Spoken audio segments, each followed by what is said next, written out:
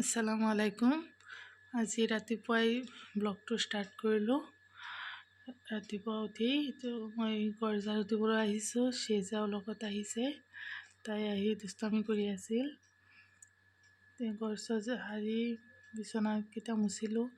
ইমান ধূলি পৰি থাকে, ডেইলি মুচিলেও ধূলি থাকি যায়, বহুত ধূলি। এতিয়া ৰমজান চলি আছে, ৰাতিপুৱা টোপনিৰ পৰা উঠিব নোৱাৰোঁ। অলপ দেৰিকৈ উঠিছোঁ। উঠি লাহে লাহে কাম কৰি আছোঁ। বেছি কাম কৰিব মন নাযায়, বাচনো ধুব লাগিব। এতিয়া মিছা আৰু শ্বেজাক গা ধুৱাই আনিছোঁ। সিহঁতক এতিয়া ৰেডি কৰাম, ৰেডি কৰাই থৈ মই গা ধুম। পূৰা ফূৰ্তি কৰি আছে। ৰেডি হৈ সিহঁত দুজনী খেলি আছিল। সিহঁতে দুজনী একেলগেই খেলে, পূৰা খেলি আছিলে ডৰিমন আৰু ফিছটো লৈ।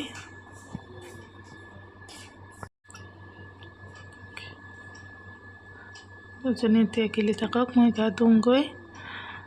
গা ধুই আহিছোঁ। আহি বিলাহী গছ লগাইছিলোঁ, চাইছোঁ ধুনীয়াকৈ বিলাহী লাগি আছে, পকা নাই এতিয়াও। এইটো জলকীয়া গছ লগাইছোঁ, ফুল আহিছে জলকীয়া গছতো।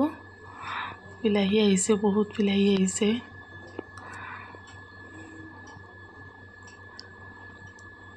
ইয়াত ৰঙালাও গছ লগাইছিলোঁ, এইটো বহুত ডাঙৰ হৈ গ'ল ৰঙালাও গছ। এইটো কোমোৰা গছ, এতিয়া এইটো নেমু গছ, বহুত নেমু লাগিছে। এইটো গছত নেমু লাগিয়ে থাকে গোটেই বছৰ, 12 মাহে নেমু হয়। ইয়াত তামোল শুকাব দিছোঁ ৰ'দত। এতিয়া ইফতাৰ বনালোঁ। বেছি একো বনোৱা নাই আজি ইফতাৰত, গাটো বেছি ভাল লগা নাই, চিম্পুলে বনাইছোঁ। আৰু চেহৰীৰ কাৰণেও ৰান্ধিব লাগিব।